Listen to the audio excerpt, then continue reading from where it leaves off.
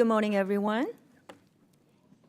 The Subcommittee of the Indo-Pacific on the Foreign Affairs Committee will come to order. The purpose of this hearing is to spotlight different dimensions of the People's Republic of China's economic coercion tactics, and discuss how we can coordinate an allied response. I now recognize myself for an opening statement. Welcome. This is our Indo-Pacific Subcommittee's hearing examining the People's Republic of China's economic aggression and predatory practices. Today, we will hear from experts on the PRC's economic coercion, and my goal for this hearing is to give the witnesses an opportunity to sound the alarm on the PRC's predatory practices against our partners, allies, and even everyday Americans. One of our witnesses is a first-hand victim of PRC's economic coercion and predatory practices. The PRC often successfully intimidates individuals and entities not to speak openly. So we thank you, Mr. Alon, for having the courage to tell your story publicly. I recall in October 2021, my colleague, Mr. Brett Sherman, said during the House Financial Services Subcommittee hearing on China that several financial industry representatives had withdrawn their original commitment to testify because of fear of backlash from China. It is unacceptable for the CCP to limit Americans' free speech, and even more unacceptable that the CCP can do it without consequences. Last month, U.S. Chamber of Commerce warned that China's mounting scrutiny of American companies have dramatically raised the risks of doing business in the country.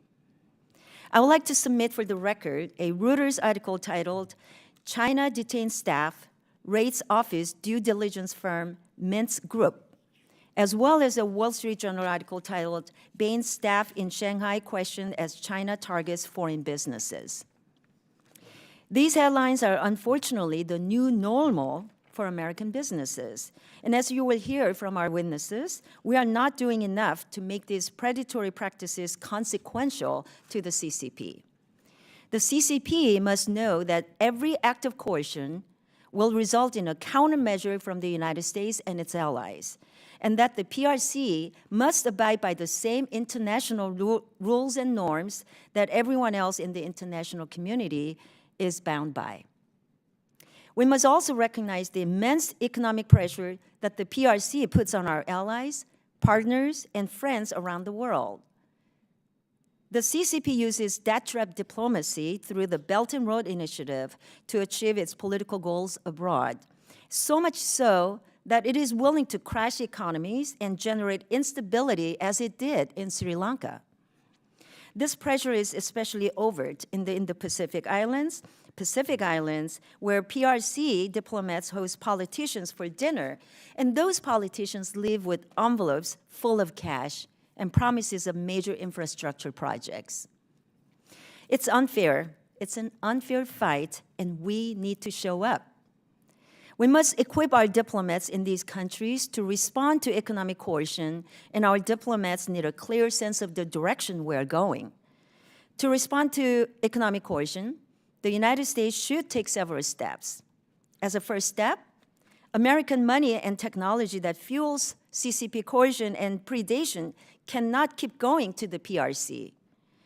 It makes no sense to increase the PRC's ability to coerce the United States and help it gain more leverage over us. Second, if the PRC is unwilling to change coercive elements of its economy, the United States must make it more costly for the PRC to maintain that system. That means action on tech transfers and subsidies. Third, the United States needs to build a coalition of countries, in particular in the Indo-Pacific, that adopt the same actions. And I cannot stress enough the importance of coordinating our responses to economic coercion with our allies and partners in the Indo-Pacific. When even a few countries act in concert, we can undermine core CCP strategies and objectives. We must stand together to make sure each CCP coercive act against an allied country fails. So I look forward to hearing from our panel on how to put these objectives into practice. The chair now recognizes the ranking member, the gentleman from California, Mr. Berra, for his opening statements. Thank you, Madam Chairwoman, and thank you for holding this hearing. This is a topic that I've spent a lot of time thinking about. We've introduced legislation on and is incredibly important. Let me start by saying, the PRC will, try to put out a dialogue saying, that the United States is trying to, isolate the Chinese economically. The truth is, we'd like to maintain the status quo, which has lifted all the countries in that region through a rules-based order. But we have to respond to Chinese aggression and Chinese economic coercion. And the countries in the Indo-Pacific know firsthand. You can look at Chinese economic coercion against the Republic of Korea when we deployed THAAD batteries for the protection and the defense of Korea. The Japanese have faced economic coercion and blowback. The Australians have faced economic coercion and blowback. You see Chinese aggression in the South China Sea. You see them encroaching on Vietnam's exclusive economic zone, the Filipinos' exclusive economic zone. And it's incredibly important for us to understand how they're using economic coercion and how we can counter this. Even more so worrisome is what they're doing in recent weeks and months. We've seen direct targeting of American companies in terms of targeting of Micron. Now we're seeing them go after consulting companies like Bain Capital and others. And I'd argue this is not in China's interest, because as they start to target specific companies, it'll make it much harder for us to continue to think about how we do business in China, how investments flows into China. But again, Xi Jinping has kind of signaled where he's headed. In the last Congress, we were able to introduce a bill and pass a bill, the Countering China Economic Coercion Act. This bill authorized the administration to establish an interagency task force to respond to the PRC government's acts of economic coercion and required the evaluation of the impacts on U.S. business and economic performance. This Congress, in a bipartisan support for robust response to the PRC economic coercion, we've introduced H.R. 1135, the Countering Economic Coercion Act of 2023, led by myself, Ranking Member Meeks, Chairwoman Kim, and Chairman of the House Rules Committee, Tom Cole. There's also a Senate equivalent. This bill would give the President new tools to provide rapid economic support to partners and allies facing economic coercion from the PRC and hold the PRC accountable for its actions. This is the type of legislation that we should be doing to make sure we can both support our allies but also react fairly quickly. It's also my hope that as the G7 meets in Hiroshima, that they will also discuss economic coercion, and hopefully we will see some statements of support for rules-based order and how the G7 can work together to support one another, but also to support some of those smaller economies and smaller countries should they face Chinese economic coercion. So again, Madam Chairwoman, I appreciate your holding this hearing. I think this is an incredibly important topic, and this is a bipartisan, bicameral topic. So with that, let me yield back. And again, thank you. Thank you, Ranking Member. And other members of the committee are reminded that opening statements may be submitted for the record, and we're pleased to have a distinguished panel of witnesses before us today on this very important topic. Mr. Alan Raphael is the President and CEO of Femtometrics. Thank you. Dr. Derek Scissors is a Senior Fellow at the American Enterprise Institute. Mr. Matthew Reynolds is a Fellow in the Economics Program at the Center for Strategic and International Studies. And Mr. David Feith is an Adjunct Senior Fellow at the Center for a New American Security and was previously the U.S. Deputy Assistant Secretary of State for East Asian and Pacific Affairs. Thank you all for being here today. Your full statements will be made part of the record, and I will ask each of you to keep your spoken remarks to 5 minutes in order to allow time for members' questions. I now recognize Mr. Allende for your opening statement. You got 5 minutes. Chairwoman Kim, Ranking Member Bera, and distinguished members of the subcommittee, thank you for the opportunity to testify at today's hearing. It's an honor to be here and share my story. Today, I will testify about my company's recent experience with trade secrets and intellectual property theft, and how that theft highlights industry-wide vulnerabilities in developing advanced semiconductor production in the United States. I'm the Chief Executive Officer of Femtometrics Incorporated, a small California-based company innovating inline process control tools for advanced semiconductor production. We produce a complex tool system that is both wholly unique and utterly vital to progress in advanced microchip manufacturing. Our tool system, the Harmonic F-Series, uses unique non-destructive techniques to detect advanced microchip manufacturing blind spots created by the introduction of new materials, new processes, and new 3D architectures.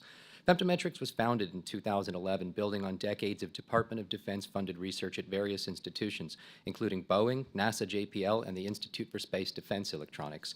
Femtometrics technology is essential to any country wanting to lead in cutting-edge integrated circuit manufacturing capability.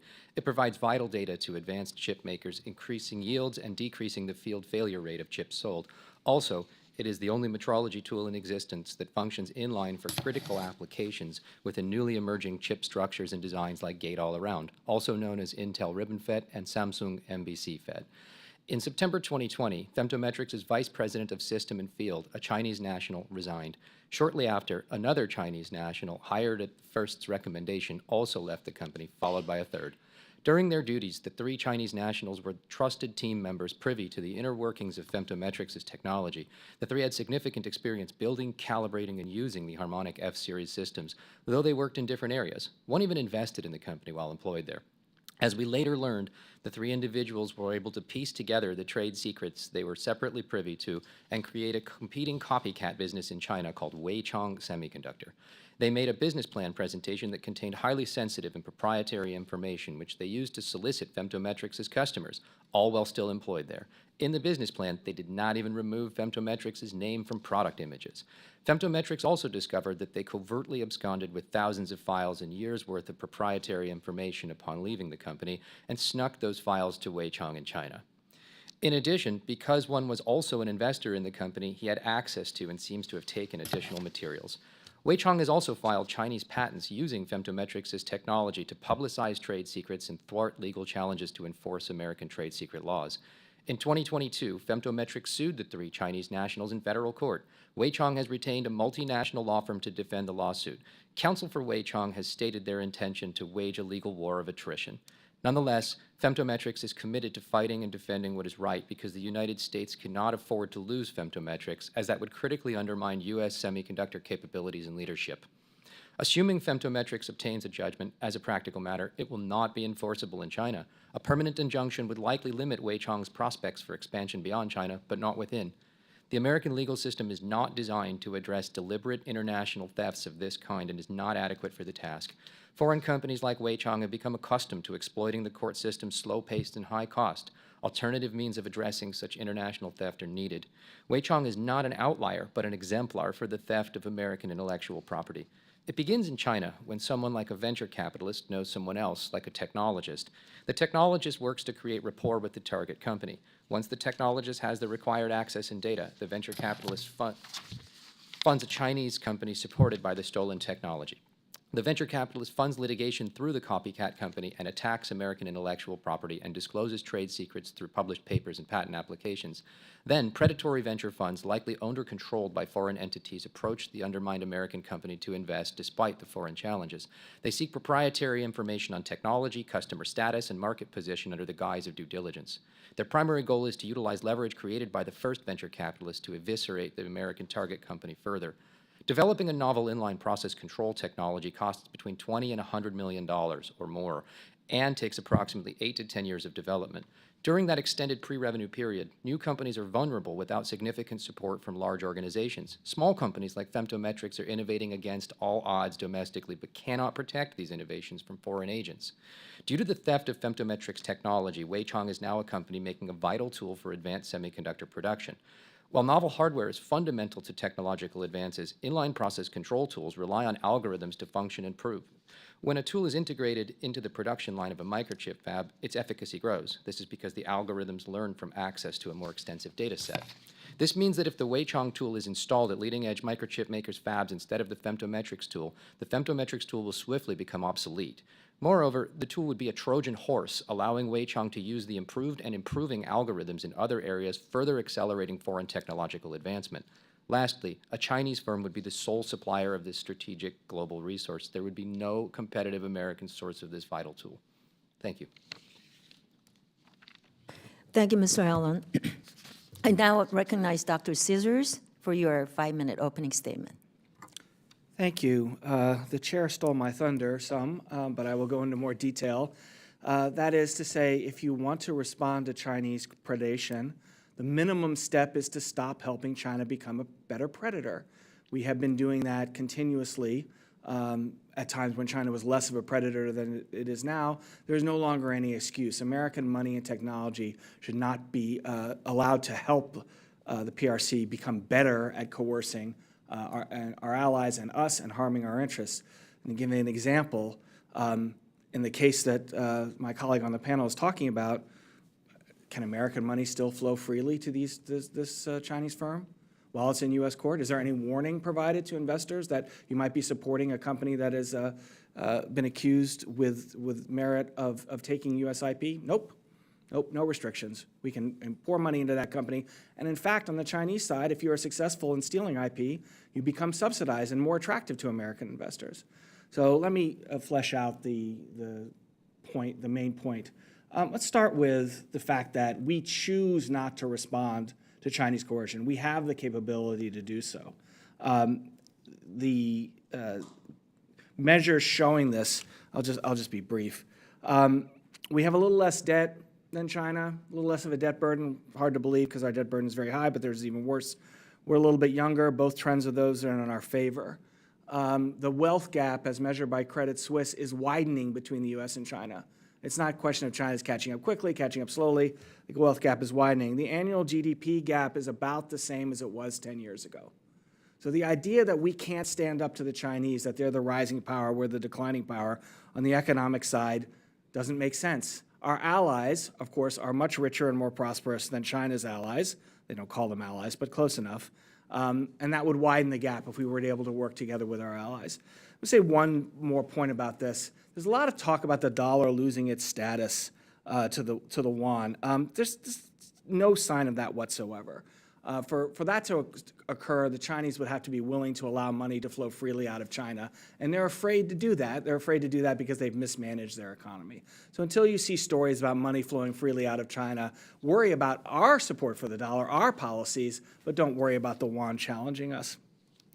With regard to China's industrial policy, the goals, I think, have shifted under Xi Jinping. That's a matter of debate. I don't think they've been trying to maximize growth, at least for the last 5 years.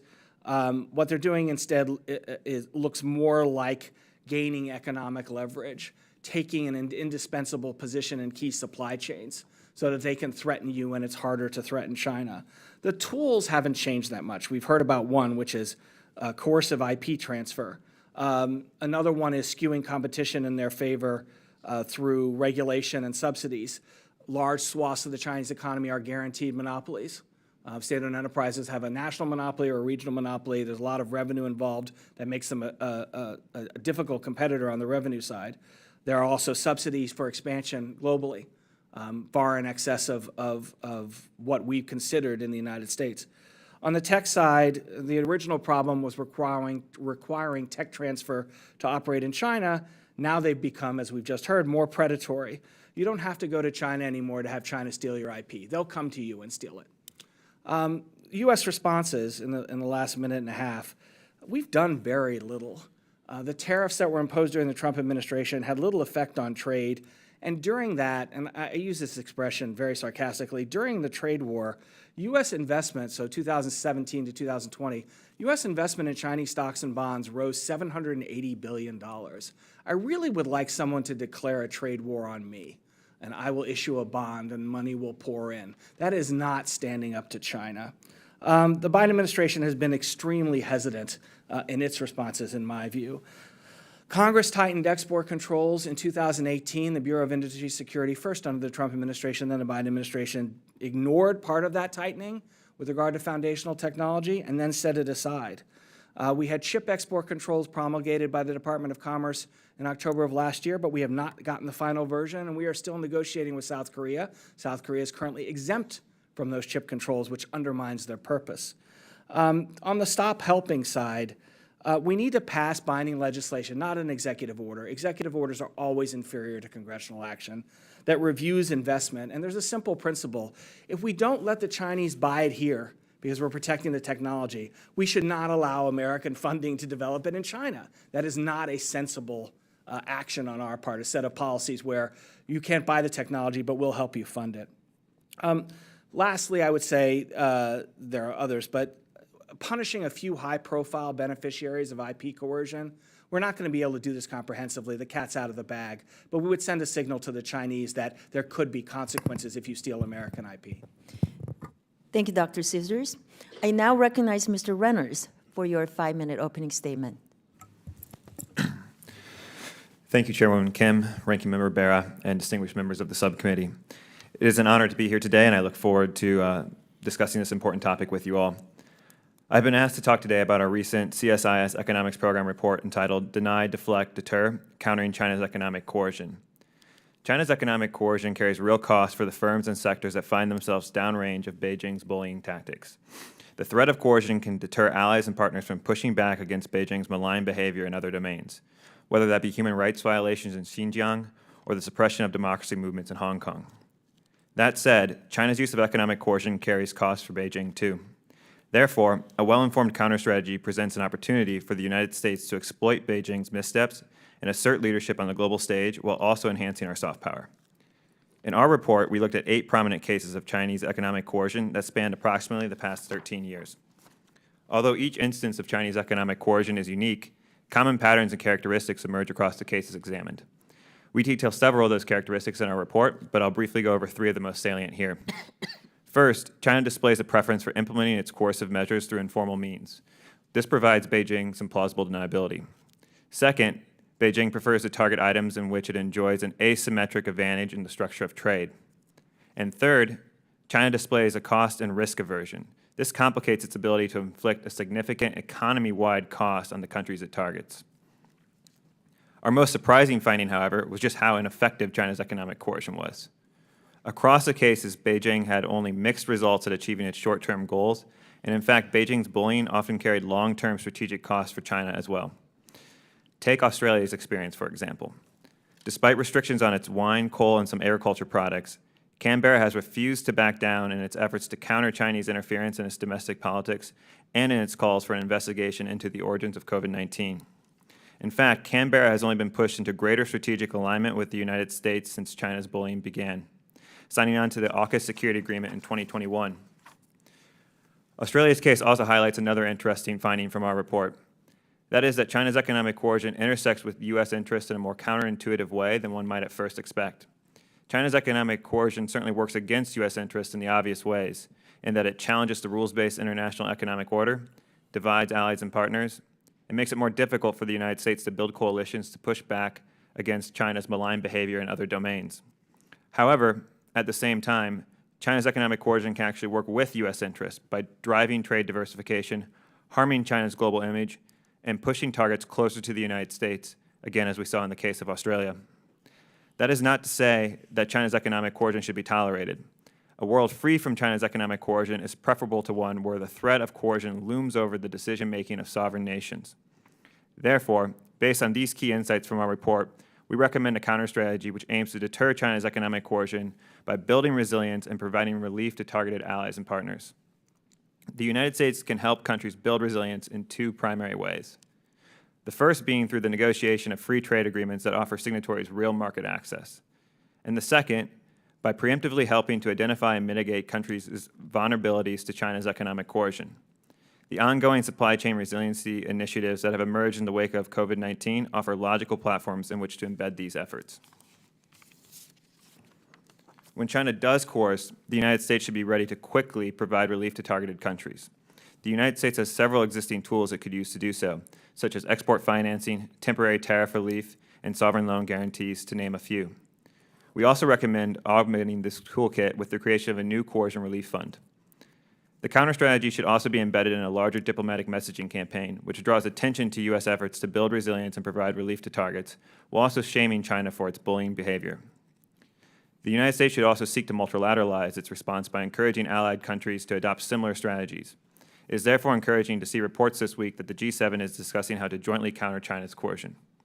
In this way, the United States can mitigate the cost of coercion for allies and partners, further reduce the effectiveness of China's bullying, and over time, demonstrate to China the futility of its actions. Thank you, and I look forward to your questions.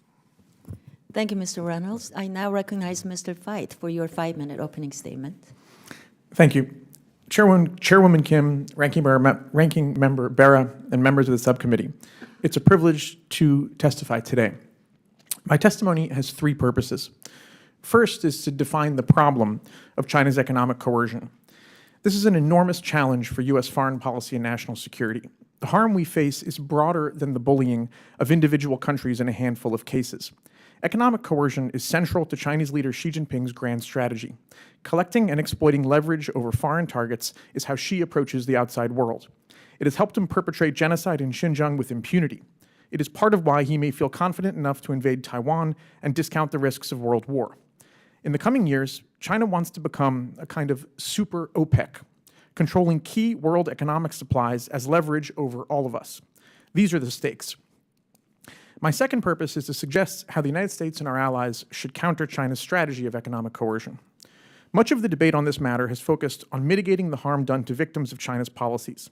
We should also seek to deter China by imposing costs on its coercive behavior. To do this well, however, U.S. and allied policymakers need to know more about relative strengths and weaknesses in our economic relationships with China. We can improve our knowledge by launching a 301-style investigation in Washington, akin to the effective 301 investigation into Chinese unfair trade practices undertaken in 2017-2018.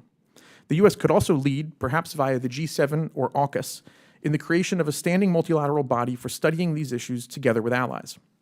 Most of all, we should limit U.S. and allied exposure to Chinese coercion in the first place by limiting trade with China in strategic areas.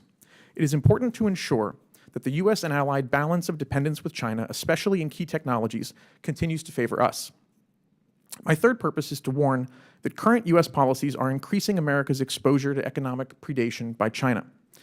We have important environmental interests, for example, but increasing our reliance on Chinese solar panels and Chinese components for electric vehicles is dangerous. It creates national security perils similar to those that Germany inflicted on itself by becoming dependent on Russian energy in the years before the Ukraine war. My written testimony has more details on all these matters. For now, I'll note further that this challenge is unprecedented in our history. The United States has never faced a geostrategic rival with as much economic coercive power as Beijing wields today, let alone the economic coercive power that Beijing credibly seeks to wield in the future. The Communist Party's goal is to decrease China's dependence on high-tech imports from other countries while making other countries more dependent on imports from China, especially for critical technologies. The aim is to maximize global economic leverage for future coercive use. It bears repeating. The goal is for China to become a super OPEC of the 21st century, a single country that decisively controls crucial economic inputs for the world economy. Policymakers should constrain these aspirations now, first through coordinated deterrence.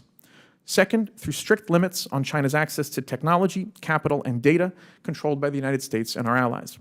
We should not wait until China has taken fateful steps such as attacking Taiwan that could lead to superpower conflict.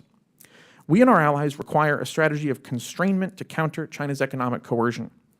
This strategy would take note of the realities of economic interdependence and aim to adjust them to serve Western security interests.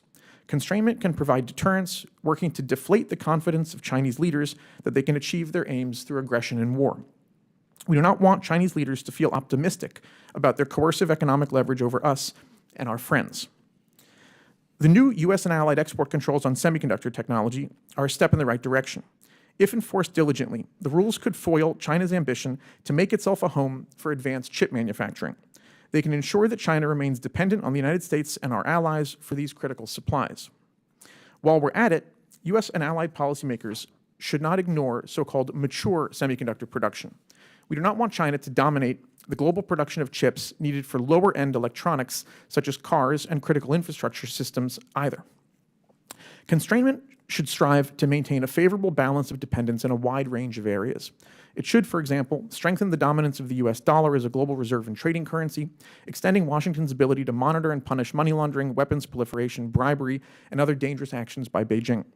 Constrainment should remind China of its dependence on foreign sources of food and energy, while reversing our growing reliance on Chinese batteries, solar panels, and other green technology. The green technology point is especially crucial because trend lines appear to be moving fast in the wrong direction. As Washington subsidizes solar energy, electric vehicles, and other renewable technologies, are we protecting against the risk of growing dependency on China? Failure to do so would be grave strategic neglect. National Security Advisor Jake Sullivan recently gave a speech underscoring the importance of both greening U.S. energy supplies and limiting, quote, dependencies that could be exploited for economic or geopolitical leverage. Yet there appears to be little in current policy or in the language of the Inflation Reduction Act or other such bills to ensure that we are protecting ourselves properly. We should reduce risks that U.S. subsidies and green energy targets give greater coercive power to China. We should carefully review the downsides of Chinese renewables exports into the U.S. energy market. Let's draw on the wisdom of the Hippocratic Oath. China already has enormous... Your time's up, and Thank we'll you. make note that your full written testimony is in the record. I do also want to make a quick announcement that our votes are called at 9:40, so we'll go as long as we can with member questioning, but we may have to take a short break to go and vote and come back. I want to thank all the witnesses for joining us and sharing your testimony. Mr. Allen, I want to thank you again for coming and for the courage to tell your story publicly. And I just want to ask you to elaborate on your experience so we can understand how we can stop what happened to you from happening to other American companies in the future. You may I ask which aspect I should elaborate on? The challenges, the coercion, what kind of experience you had while you were doing business with China? I have not done business with China, but apparently China has done business with me.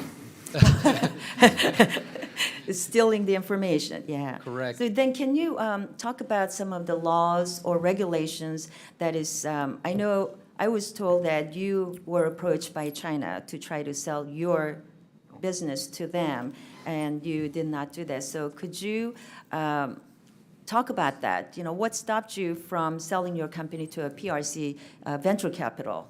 I can't confirm that they were a PRC venture capital, but I know they're Chinese. And what stopped me is because I'm an American and I sell a critical technology that if I am the only source of that ends up in Beijing and I am approaching you saying ni hao, that I have a very different way of looking at the world than that of an American. Mm-hmm.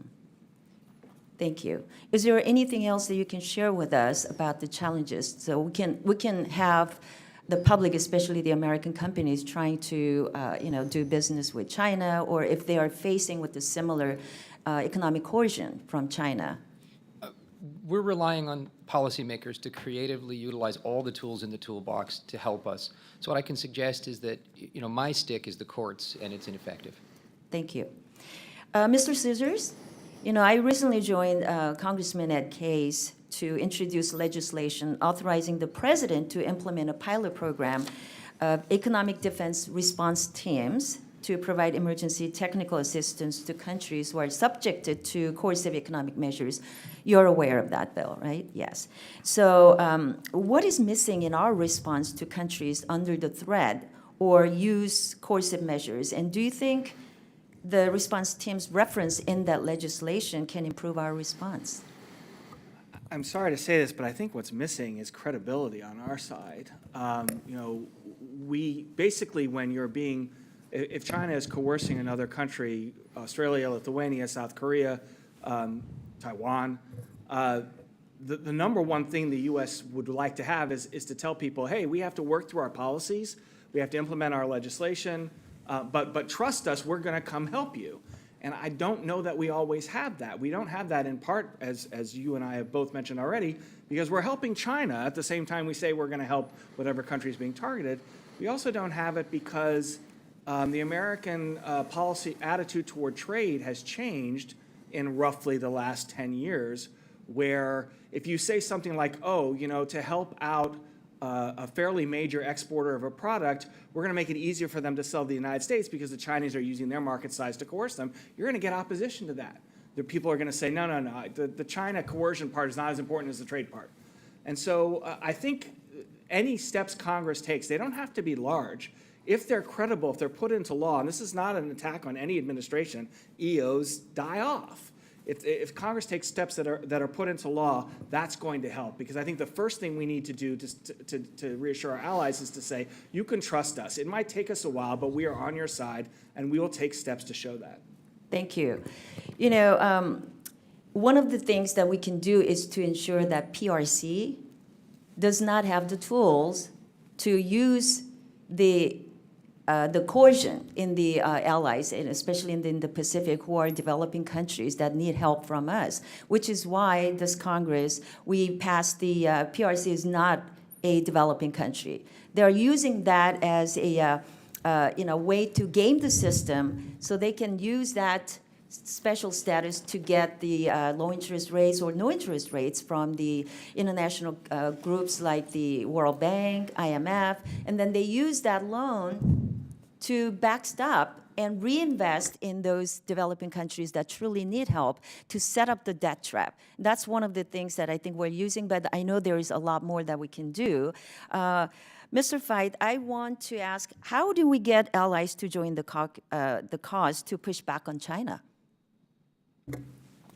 Well, there's a need for the sort of support and consultation that we've talked about, certainly for the sort of supply chain resilience. You know, there has been a lot of certainly post-COVID greater discussion about shifting supply chains, but I think this economic coercion issue raises the illustration of how really enormous that issue is. It's fundamentally about macro trade relationships in the world and unwinding really decades of shifting of greater exposure of the U.S. market and of our allied markets to China. If that isn't reversed, China's ability to coerce will continue to grow. Thank you. Let me now recognize Ranking Member Bera for your 5 minutes of questioning. Thank you, Madam Chairwoman. Yeah, sometimes we are slow to recognize the threat and so forth, but I think everyone's eyes are wide open today. You know, a decade ago, 2 decades ago, the hope would have been as China developed a middle class and entrepreneurial class, they would adopt what a lot of the rest of the world has, free market opportunities and so forth. Clearly, we don't have to guess the direction that Xi Jinping's PRC is headed. He's certainly signaled where he wants to go. And again, maybe we were a little slow to recognize the risk, but I think the world and the United States certainly is doing what it can to have the tools and be ready to counter that. In this Congress, we've introduced the Bipartisan Countering Economic Coercion Act of 2023, and some of the specific things in there are authorities that we'd like to give to the President to, if we see China targeting some of our trading partners, the ability to reduce or eliminate duties, modify tariff rate quotas, requesting appropriations and authorization for foreign aid and financing, expediting export licensing decisions, and expediting regulatory processes. Dr. Scissors, I certainly agree that it is better for Congress to act and put into legislation. I'd be curious about your thoughts. I'm sure you're aware of that bill. Your thoughts on that bill and strengths, but what is it missing? Well, I think the strength is exactly what you just said, sir, which is we have to be willing in a time of crisis to be nicer to our friends than we are otherwise. It doesn't mean our friends get to do whatever they want. I'm personally not happy with the South Korean government and their companies right now with regard to export controls. But in a time of crisis, we need to do more. We need to show that we'll stand up with them. That's a way to reassure them and to deter China. So those measures that you talked about of reducing barriers to the U.S. market in a time of crisis, I think are the right measures. And of course, you have people who are very sensitive to that in the U.S. I'm not suggesting that we rush to reduce barriers when there's a case of Argentina coercing Bolivia, but China is in a very different category.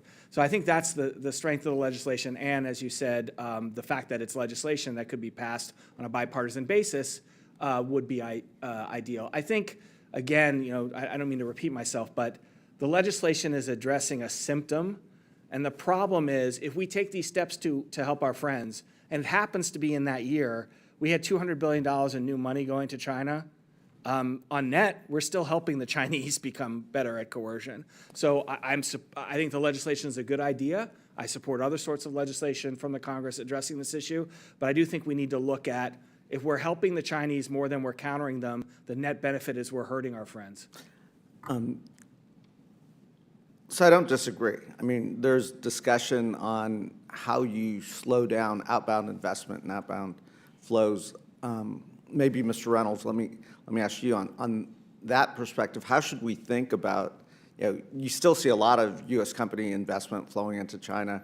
I am, not of the thought that says we should be telling companies what they can and can't do, but I also do think there's increased risk. So how should we think about outbound investment and perhaps approach that? Yeah, thank you, Mr. Congressman. First, if I may want to go to HR 1135, what I really like about that bill is that the timelines you all build in for a speedy response. I think that's really a key part of any sort of counter strategy to counter China's economic coercion. Something that you see in the sanctions literature is that sanctions tend to be most effective really based when they're threatened and then shortly after they're imposed. So in that window before markets can adjust, they kind of bite the most. So that's really, to borrow a medical term, sort of the golden hour that we need to be responding and getting relief to the targeted countries so that they don't back down in the face of China's economic coercion. One other thing I would say that a big missing piece of the response so far, though, is also on this resiliency side. I think the U.S. needs to get back in the business of negotiating free trade agreements. We've seen China continue to expand its presence in these trade agreements, applying to join CPTPP. RCEP became effective last year. A greater and greater proportion of the world's countries now see China as their largest trading partner instead of the United States. So that's a big missing component. Quickly on outbound investment, I agree. I think there's a need to control this outbound investment, especially in these critical technologies where China could gain this choke point leverage over the United States. The Biden administration, I know, is looking at technologies, semiconductors, biotech, green tech. I would say one thing on that, though, we also need to make sure that we multilateralize those efforts. We see this with the export controls. When we do these things unilaterally, there can be loopholes. And so I think the same thing for outbound investment. We need to be looking to multilateralize that. Great, thank you. I noticed I'm out of time.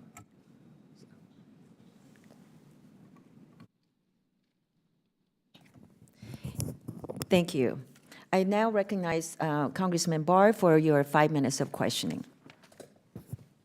Thank you, Madam Chairwoman. And I want to follow up right where we left off with that good question from the ranking member about outbound investment. Dr. Scissors, my bill, the Chinese Military and Surveillance Companies Sanctions Act, sanctions specific companies on 4 specific U.S. government lists, the DOD 1260H Chinese military company list, Treasury's non-SDN Chinese military industrial complex companies list, and Commerce's entity list and military end user list. And the bill harmonizes these lists and imposes HFAC sanctions on them to send a signal that not only are these companies off limits on U.S. exchanges, but over the counter on foreign exchanges, and they presumably have a multilateral effect insofar as it's OFAC sanctions, and so it signals to non-U.S. investors these are also off limits to them. I'd like your thoughts on this approach.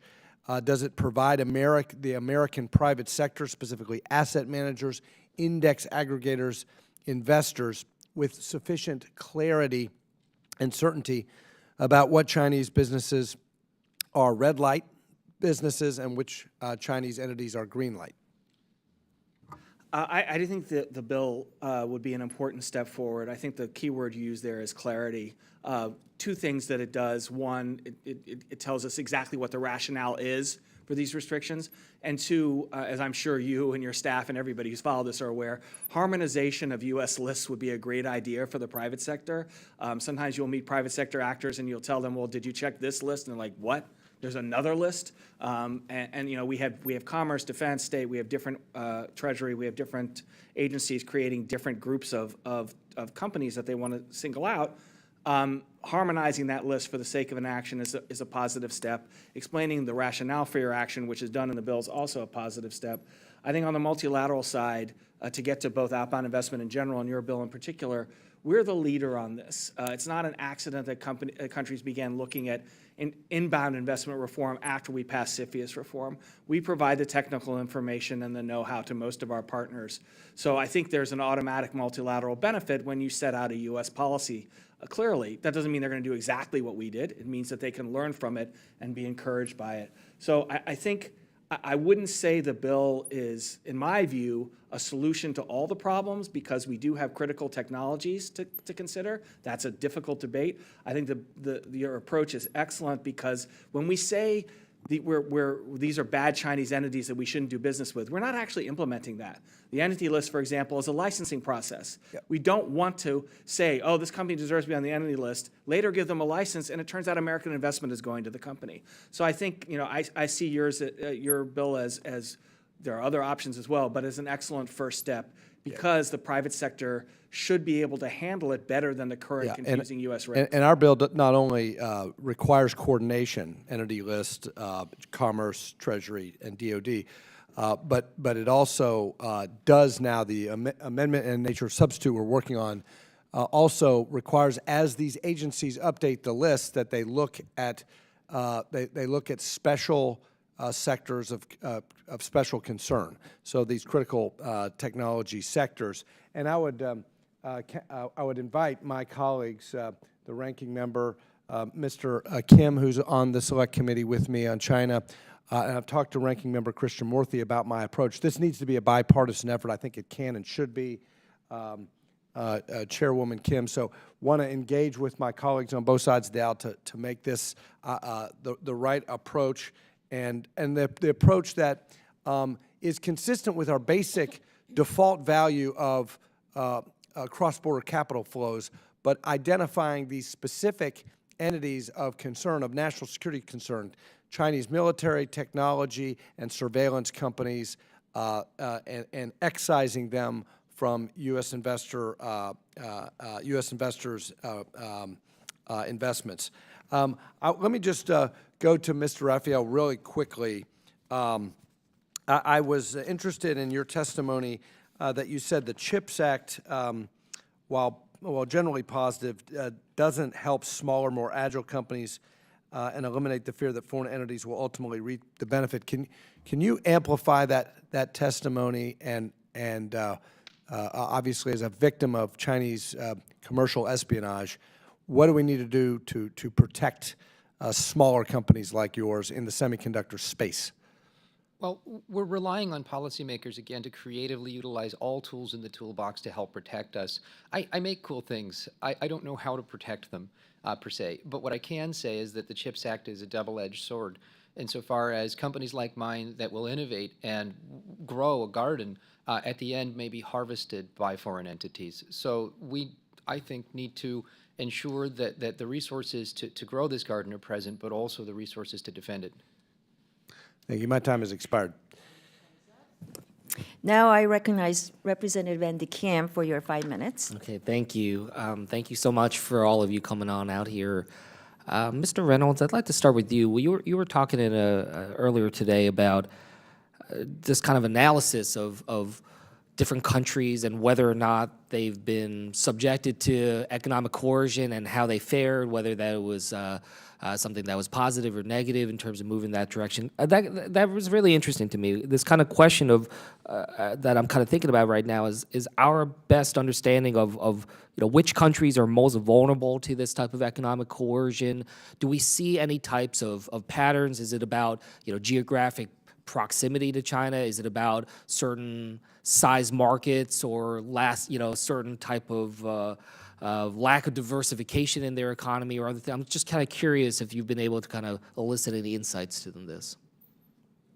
Yeah, thanks for your question. I would say just directly the most vulnerable countries are going to be the smallest countries, and not small countries can still be resilient if they have advanced economies and advanced political systems. So the most vulnerable countries are really going to be the countries that do not have market systems and do not have strong political systems. So you kind of see it when in the 8 case studies that we have, probably the 2 where China had the most success of coursing and getting the policy outcomes that it wanted was against the Philippines and Mongolia. At the time, Mongolia was facing a recession and was very susceptible to Chinese threats of cutting off concessional loans. So they quickly apologized for inviting the Dalai Lama and then promised not to invite the Dalai Lama back. The Philippines is a little bit more complex because you had Duterte become elected was elected and then kind of switched the Philippines alignment. But I would say in those 2 cases had the weakest political systems and weakest economies, and China had the most success. Mr. Feith, I wanted to bring you in on this because I was looking through your testimony. It seemed like you were kind of looking at this similar question, in fact, some of the same data there. I'd like kind of your reaction on that from both in terms of what Mr. Reynolds just said, but also in your testimony you said, look, there are some examples where they've been able to push back, but there are some broader overarching examples as well where it has been effective. So over to you. Thanks for the question. Indeed, the CSIS report is a really valuable study and allows us to work through these questions, which really are sort of interesting and nuanced in a detailed way. As that report highlights, and as was just discussed, there have been these several cases that have gotten a lot of attention, and on those cases, roughly 8 or 10 over a decade, China's record of apparent success in the particular sort of political aims of its coercion against these individual countries is very mixed. And there are interesting lessons in there about how challenging it is for China to achieve some of its objectives in some of these cases. So for example, they generate fear and loathing in these foreign capitals.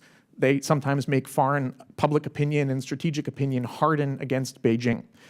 Similar effects can happen when China goes after companies, right? China's not looking to make itself right now seem like an inhospitable place, say, to foreign semiconductor companies. So when it takes an action and goes after a Micron, it can have some coercive bullying effect, but it also has an obvious downside of making companies and governments that are interested in those companies have less faith in these economic relationships with China. The problem is that the full scope of China's economic coercion, the full definition would appear to extend far, far beyond any 8 or 10 or 12 cases. China is using its economic coercion far more broadly. China has been able to continue to carry out its human rights abuses in Xinjiang largely because of its economic coercive power, the sense that other countries don't want to anger Beijing. We have had a lot of discussion and interest in the Congress in the fact that in the United States, in our media, in Hollywood, across corporate America, major leaders with influential voices are very careful about what they say about China for fear of economic response. One thing I'll just kind of push back a little bit on this from. I mean, look, we've struggled, 20 years ago to address Sudan and the genocide in Darfur. We've struggled in a lot of those cases, not necessarily because of just market issues. We have a lot of challenges in terms of how to actually address human rights abuses all over the world in both large markets and smaller countries as well. I just want to say this as for my colleagues. I think this is a really important issue about just where can we have precision? Where can we have the scalpel? Where can we use that? And where do we need the broad tools? And I think that that's something that we think about in terms of understanding all the tools in our toolbox and recognizing it. I think for us to have that kind of fidelity would make our policies and our strategies stronger. With that, I'll yield back. Thank you, Representative Kim. I now recognize Mrs. Raddywagon for 5 minutes. Talofa lava, good morning. Thank you, Chairwoman Kim and Ranking Member Bera for holding this hearing, and thank you all for appearing today. Earlier this week, we held a hearing in the Natural Resources Committee on countering China in the FAS and Pacific territories. One of the stories we have heard is how China has punished the Republic of Palau by hurting its tourism industry. Another example is how when Australia called for an independent investigations of COVID-19, China banned Australian goods. So this hearing is a good follow-up to that hearing from earlier this week. Now, Mr. Feith and Dr. Scissors, my questions are directed at you. Given the PRC's extensive economic coercion in the Pacific Islands, what option does the United States have to work in tandem with Pacific Island countries to ensure that the PRC's aggression is not successful?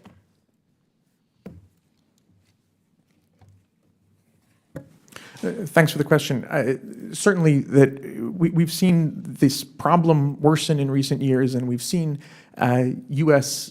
diplomatic and strategic attention grow toward the Pacific Islands and the China-related challenges there, but not yet sufficiently. Some of that is actually playing out, very much in real time this week, because President Biden was going to be the first U.S. president to visit Papua New Guinea. He was going to do this in a few days after going to Japan for the G7, and he would have attended in Papua New Guinea the Pacific Islands Forum. And this, reflects sort of a stepping up of U.S. interest that goes back into the previous administration and has in various ways continued since. The president canceled that trip in light of the debt ceiling questions here back in Washington, which is earning a lot of predictable criticism and concern from the region, which wants more U.S. engagement. That U.S. engagement can take the form certainly of greater economic interest, which is often difficult given companies have a hard time operating in some of these environments. The U.S. and with the Congress over the last several years has strengthened tools like our Export-Import Bank, our Development Finance Corporation, but bringing those tools to the speed and the magnitude of relevance, including in the Pacific Islands, has really been a challenge. One obvious solution is working especially closely with our allies, including Australia, of course, in that region, but also Japan when it comes to matters of export credit and development finance, where the Japanese have been very successful over a very long time. Dr. Scissors. Thank you for the question. I think I would start with the basics, which is that we should not be considering in the Pacific Islands or anywhere else that we get into a bidding war with the Chinese. We don't want to be in a situation where, oh, you offered $100 million worth of aid, we're all for $110 million, and around the world we do this everywhere, Latin America, Sub-Saharan Africa. I think the best strategy for the U.S., to keep it simple, is to try to make the Pacific Island states as strong, as prosperous as possible. So our goal should not be to say, oh, China's going to build something for you, we'll build something bigger. It should be to say, how can we make your societies more resilient, but really also more successful, make lives better for people. And then there won't be a thought that, oh, we should reach out to the Chinese and they have some magic wand they're going to wave. So I think the basics are we should consider our Pacific ally friends and allies, Pacific Island friends and allies, we should consider their well-being. And as they do better, they're going to be less interested in Chinese quick fixes. Thank you. And as a follow-up, other than re-signing the compacts of free association, what steps can the United States take to coordinate an allied response that safeguards the Pacific Islands from Chinese predatory practices? Mr. Feith, Dr. Scissors. I would just note one additional point, which relates partly to what Dr. Scissors has mentioned about resilience. Our efforts that would apply not only in the Pacific but around the world to have a better understanding and greater transparency around Beijing-backed corrupt practices. Because one of the ways that the Chinese Communist Party takes advantage of countries that don't have strong resilience at home and generally works in ways that are disadvantageous to us is they use corrupt practices, they use them politically and commercially, and these can be very effective, unfortunately, in capturing a lot of local political influence to the detriment of those countries and to the detriment of our interests. Our ability in intelligence terms, in law enforcement support terms, in support for public prosecutors and journalism and transparency and sunlight in these cases is really very important and another area for U.S. and allied coordination. The gentlewoman's time has expired. I now recognize Mr. Waltz for your 5 minutes. Thank you, Madam Chair. Mr. Feith, I just wanted to continue with you. I think, as we talk about economic coercion, language matters. Language from our leadership matters. So I'll ask you a question I've asked many in the administration and thought leaders in this space. Is the Chinese Communist Party in a Cold War with the United States, using just the basic understanding of using non-military means to supplant, replace, defeat a foe? Yes, and Xi Jinping's own words, especially spoken to his own leadership, say so. They believe they're in a systemic and existential challenge with us and that they will win. So I think that language matters so much because if we're asking investors, researchers, academia, small businesses, we can go down the line to essentially walk away from a market, from profit, for funding for research that they may care about. We need to think about it as a society in that light, right? I'd agree. Is there anyone that disagrees? Because I hear a lot, oh, no, we're in a competition. Competition sounds like a couple of countries in the Olympics. I mean, this is a Cold War, and they seek to win it, and they seek to win it without firing a shot.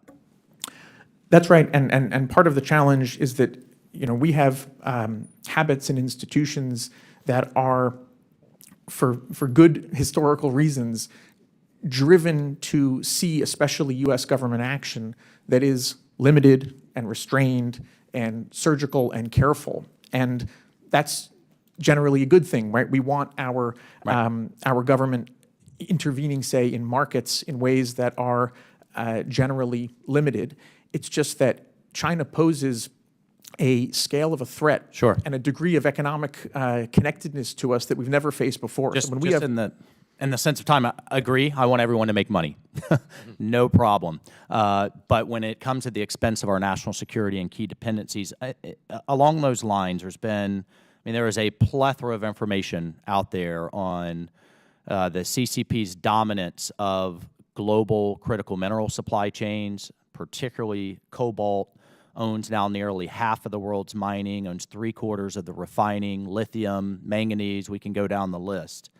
I think my question is, how does the Biden administration's emphasis, billions that we're spending, that we've passed out of this body on green energy, electric vehicles, including in our own military, to combat climate change, increase China's economic leverage over the United States, and in accordance with their own Made in China 2025, which is not just to insource their own manufacturing, it's to create global dependencies, right? So how does that increase their leverage? it would seem, unfortunately, though, a lot of our own recent policy decisions are pointing in the direction of significantly increasing Beijing's leverage over us and over our energy economy. And this was one of the factors, after all, that appears to have made Vladimir Putin confident that he could invade Ukraine and survive the consequences, was because he understood that he had a strong degree of leverage over Western European energy. Because you study CCP writings very closely, the actual translations, they've somewhat tried supply chain coercion with the Japanese and the Australians. You believe that is baked in? They are prepared to do that, even at risk of damage to their own markets and economies with the United States? Oh yeah, and we've seen them not only do so, but especially since COVID, Xi Jinping has been increasingly explicit about this. He gave a series of speeches in 2020, and these speeches were then reflected in the 14th five-year plan that was published by Beijing in March of 2021, where he spoke explicitly about tying global supply chains and dependencies increasingly to China, using what he calls the powerful gravitational field of China's domestic market in order to make other countries dependent on them while reducing the dependency of China on others. Just in the few seconds I have remaining, shifting a bit, the board that oversees the Thrift Savings Plan, which is the military's 401k, has made a series of moves to invest their international index into Beijing, amongst other, because of this, again, this notion of we're just here for returns. Our military's own retirement plan to be invested into our greatest adversary. Do you believe that this board and boards like it have a moral, have a fiduciary responsibility to disinvest? Yes, and there were efforts to bring that about in 2020, especially that I gather have been undone largely by some of the technical changes since then. Thank you, Madam Chair.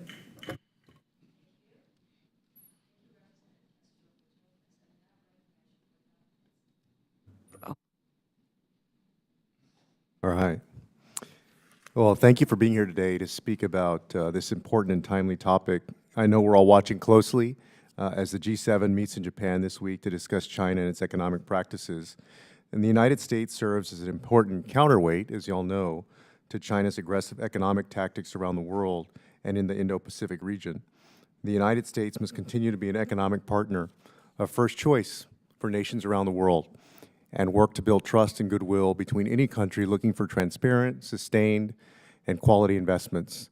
But as you all know, there is more work to be done. So, Mr. Reynolds, the United States has multiple tools to counter China's economic coercion, which is mostly targeted towards smaller nations. In your testimony, you indicated that some of these tools include export financing, sovereign loan guarantees, and temporary tariff reductions. The United States also has many institutions that can support a country's development goals, such as with the Millennium Challenge Corporation.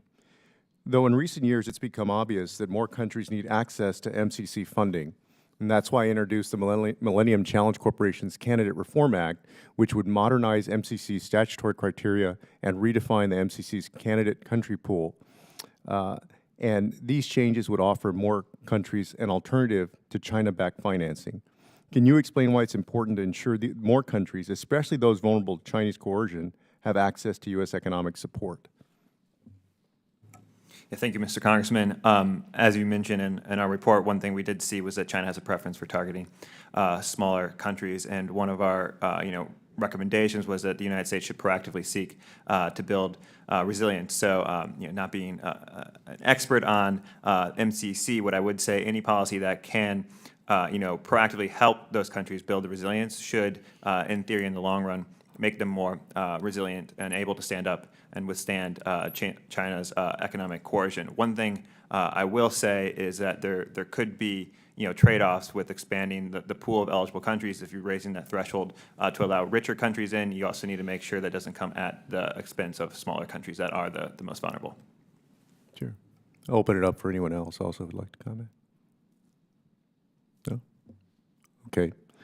My second question is really about Chinese misinformation or disinformation and manipulation of certain industries. And this time I'm going to focus on an industry we don't focus on too much around here, but we should focus on more, which is the media and entertainment industry in the United States. Mr. Scissors, you spoke extensively about the advantages and disadvantages between the United States and China's economies. You also pointed out non-traditional means of economic coercion, such as bullying Hollywood, the 2021 NBA spat, and what you describe as, quote, data mercantilism. I'm interested in how China might use its market to influence aspects of American-made movies. For example, identities of certain characters have been changed, movie releases have been dropped, and whole scenes have been added to stay in good standing with the PRC. Why do these changes undermine the role of Hollywood as a source of soft power and cultural diplomacy for the United States? And what implications does it have for China's economic coercion toolkit? Thanks for the question. I could talk a long time about the new data mercantilism coming out of China and our need to respond, but I'll focus on what happened with the entertainment industry. You've seen in the NBA, you've seen in Hollywood for a long time, you've seen in the NBA more recently, that gravitational pull of the Chinese market that David referred to, which is saying to companies, wouldn't it be easier if you change this movie a little bit and you could make a lot more money? It's very seductive. And what happens is, this is part of what China considers to be information warfare. Stop letting people know what's actually happening in China. It matters at the level of an individual company operating in China, where the Chinese say stop sending data outside of the country, and it matters for U.S. entities here who wouldn't appear, like the NBA, to have any real direct connection to China. Authoritarian governments like information control, and our advantage economically and as a society is to fight that off and to allow people to express their views freely without worrying about, is this going to cost me money? And it's interesting because China has created a very competitive situation within Hollywood and American media where they only allow a certain number of movies, American movies, per year to be shown in China. And so that's what gives them oftentimes a leverage to say, we're not going to show your movie if you don't take this out or you change this or that. And there seems to be no discernible end in sight necessarily to that continuing. I think it would get worse. One of the things I've noticed in our conversation is just to drive home the point that sometimes we're slow in responding because we still think China is the same as it was 20 years ago. Xi Jinping's China is a different China, and we should expect more of that coercion, especially if we don't respond to it. You bet. Now I recognize Mr. Davison for 5 minutes. I thank the chairwoman. Thank you for our witnesses calling attention to really an incredibly important topic. I'm glad we're having this hearing today. As a guy who's trying to make a manufacturing company work in the United States, it was really obvious. We weren't just competing against other companies. We were competing against countries, and nowhere is that more true than China. So at this point, well, let's go back to 2018. 2018, the Office of the U.S. Trade Representative, tasked with monitoring China's compliance with WTO commitments, found China to have, quote, a poor compliance record and is, quote, violating, disregarding, and evading WTO rules. This committee has recognized that they're abusing the developing nation status claims within the WTO. So that was 5 years ago when those quotes were cited in so I guess the real question is the WTO still an effective, or was it ever an effective mechanism to deal with the PRC's predatory economic practices? And what should the United States do if the WTO structure is in fact failing? Mr. Scissors?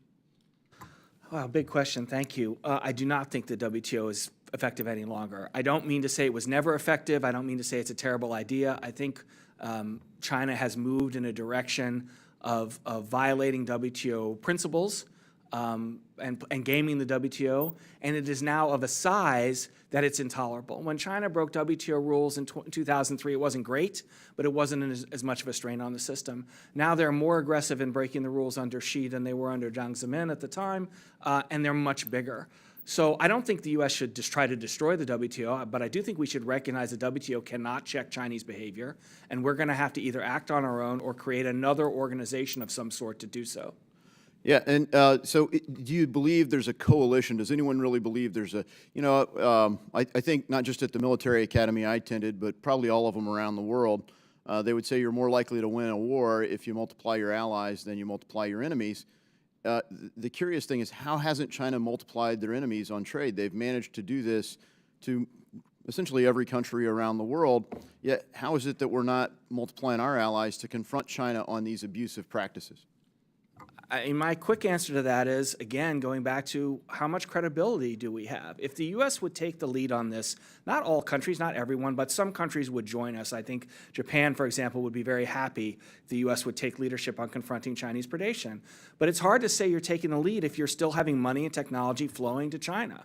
Other countries see that and they say, well, you're saying one thing. This committee may be saying one thing very clearly, but the U.S. as a whole is not acting in that same way. So allies aren't going to rally to us until we're willing to take the necessary actions ourselves. Yeah, so one of the things as I was coming to Congress in 2016, the Trans-Pacific Partnership was falling apart. And, it was the idea was we were going to solidify some folks in the Indo-Pacific region against what China was doing, but we were kind of doing it passively. We weren't really confronting China about their abuses. We were just going to build some allies there. And I think that's a significant part of why TPP unraveled, is because it didn't actually confront China. It's sort of passive-aggressive, sort of this other way, and it failed from both sides. Both parties started campaigning against TPP in the 2016 election cycle. Is there a path where we might be able to put something like that together, or have we missed the moment for anyone? Well, I'd say I did not like the substance of the Trans-Pacific Partnership. I liked the idea, I supported the idea, and then I saw the final agreement, didn't like it. And the main reason I didn't like it is exactly what you said. For example, in rules on state-owned enterprises were very weak for the sake of making Vietnam and Singapore happy, but it meant that we weren't doing anything to limit the behavior of Chinese state-owned enterprises. I think we could, with the right partners, create an organization, but it would have to be an organization that's really focused on China. It's not a more general organization. As you bring in more countries, they have different interests with regard to China. So we'd have to stand up and say, look, we'd love a strong TPP. We didn't get it. So as a substitute for that, as an arrangement that is directed at Chinese economic predation, we're going to propose something else. Yeah, thank you. And I wholly concur. That's really where I landed. And in 2017, I introduced the Global Trade Accountability Act. The counterpart's Senator Lee in the Senate. And I really think it's timely that Congress reclaim the Article I authority we have on trade. And frankly, we represent the people, not just one person at the administration, but really this body fully engaging on it. because I do believe it is one of the most important problems that we confront today. It's shaping our foreign policy, our domestic policy, and our economic future. So I hope we do that. I yield back. Yep. I now recognize myself for 5 minutes, and I want to ask the question to Mr. Alon. You know, how would you counsel an entrepreneur looking for talent in a high-tech industry like yours? Be very cautious who you hire. So fundamentally, you know, I can suggest that it's very challenging to find talent that is not sharing a risk profile in addition to the reward they can bring. So I would only say think hard. Are you having a hard time finding talent to work with you at your company? Absolutely. Okay. Or is there anything that we can be of help to you in terms of policy initiatives? Well, certainly right now, I think there's a very clear and present danger that we're in front of insofar as our defense capabilities. One might recall in Desert Storm how the M1A1 Abrams tanks had a firing pin that cost 99 cents, and it didn't work, and what we ended up with was a block of metal in the desert. I make machines that do process control. They help evaluate microchips that are going to go into some of these very glamorous, very large, and very critical systems. And I'm struggling right now to find the resources necessary and the protections necessary to ensure that that firing pin or the equivalent microchip thereof in these large-scale projects doesn't cause another hunk of metal in the desert. Thank you. Well noted. Mr. Veit, you mentioned, obviously, we all know a G7 meeting is happening right now. And I want to ask you, and then maybe the others can chime in. What do you hope to see come out of this G7 on economic coercion? Well, we've been told by the governments involved that they do plan to make this a focus and put it on the agenda and perhaps issue some sort of special statement about the economic coercion problem. It's not clear, though, if that statement will mention China, which is not the most important thing, but it is a proxy for how much diplomatic weight and frankly, effort and risk countries are willing to put behind these measures. If the statement is just a statement and it's hollow and not backed by the willingness of the national governments, back home to take real measures to push back, to incur pushback from China as a result, statements of the G7 aren't going to matter for much, unfortunately. And so it speaks partly to the question from a moment ago about which trade coalitions can really work. The G7 would be a great one, including if the European Union is willing to be involved, but that's 27 member states, and that's complicated at best. Beginning perhaps with AUKUS countries, that is the US, Australia, and the UK, or with Japan as well.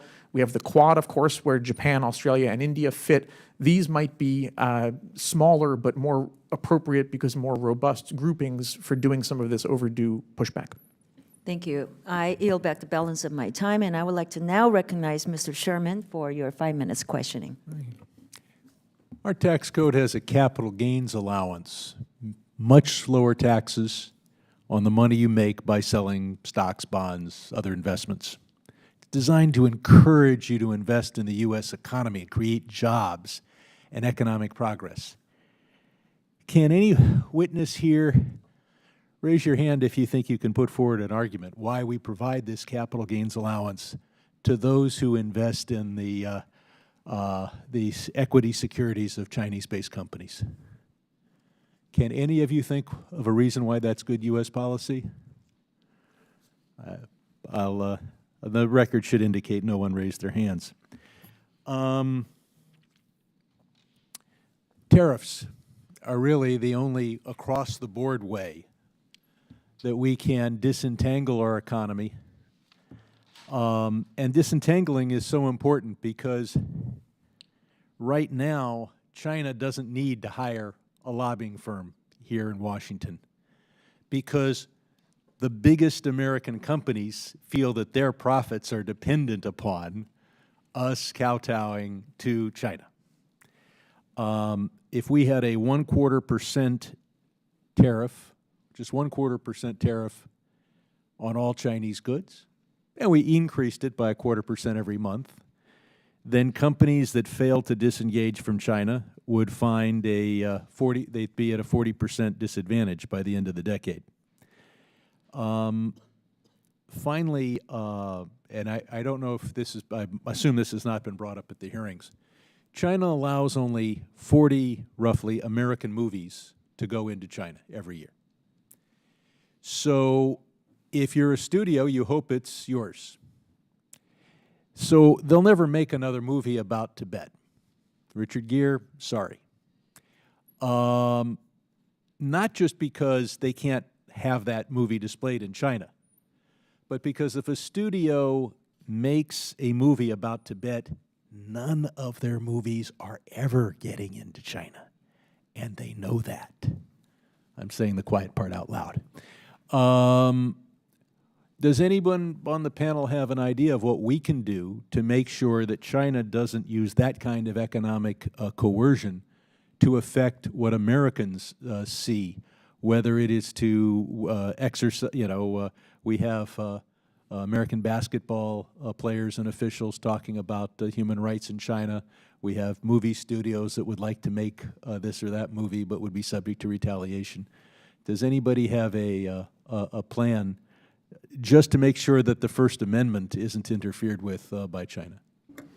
Well, Congressman, one related thought would be to find an appropriate way to ban TikTok, because the kind of information power, the kind of what the Chinese Communist Party calls global discourse power, and the kind of ability to propagandize to Americans and undermine our democracy, including undermining our First Amendment spirit of an open debate that is not coerced by foreign adversaries, is advanced increasingly by TikTok, which is a kind of foreign influence in our democracy that no adversary has ever enjoyed. I would point out that there are a lot of Americans who really enjoy TikTok. They're worried that that enjoyment will be taken away from them. But I believe that America can be self-sufficient in cat video distribution systems. If we didn't have TikTok, Americans would create TokTik, and the kitties would still be there. We have a huge trade deficit with China. In fact, it's the most lopsided trading relationship in the history of mammalian life. Do any of our witnesses have a plan other than the tariff idea that I put forward to try to diminish that trade deficit? Yes.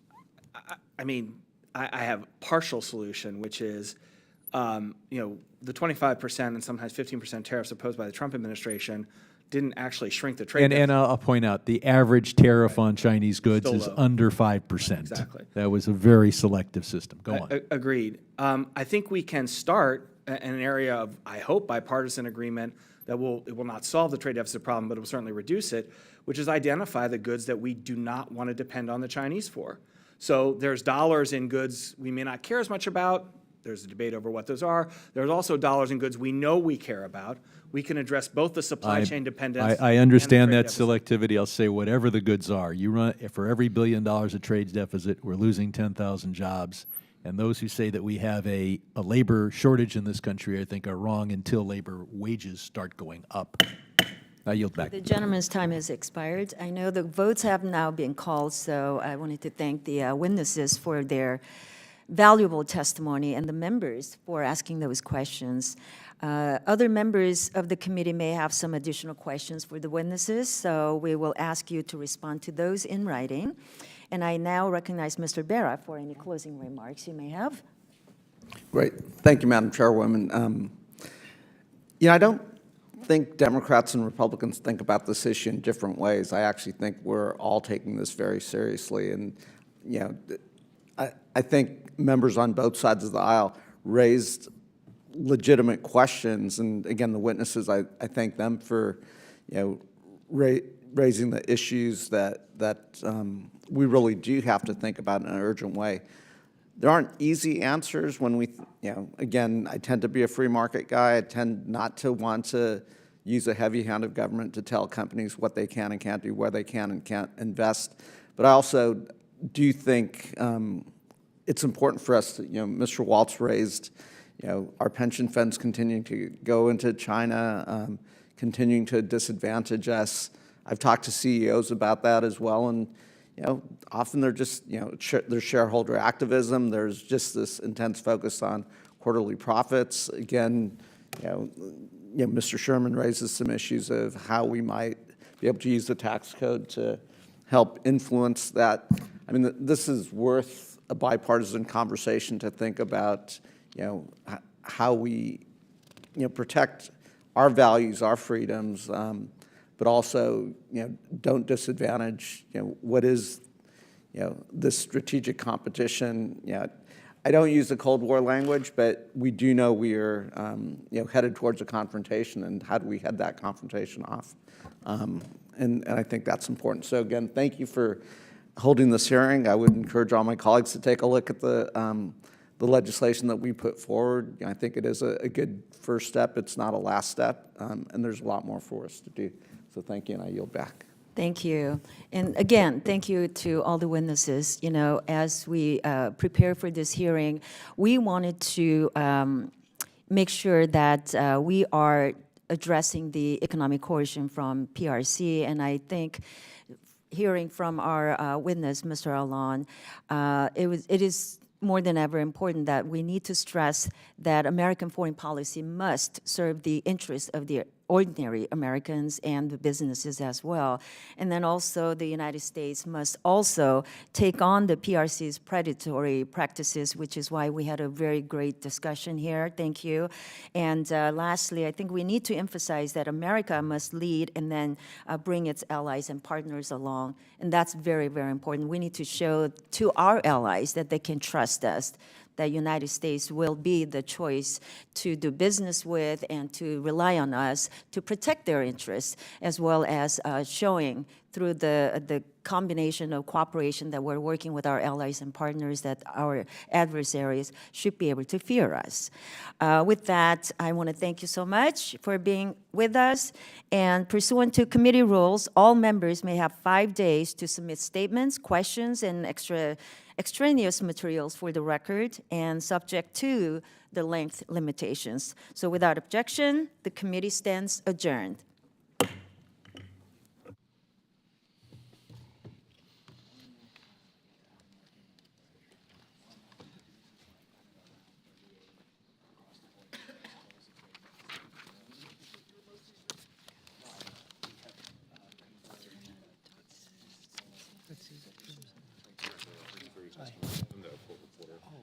I have several questions, and it might be easier if I could just get a look at your written statement. Yes, I have an extra copy for you, or did you want the oral testimony? Just what you read off of today. Okay, hold on a second, we'll make sure you don't have the other one. If you're going to stick around for a few minutes. Sure, make sure. Good to see you. Time for me to be able to get here. It was interesting to... So I'm sorry I missed the testimony on another hearing, but what did I miss?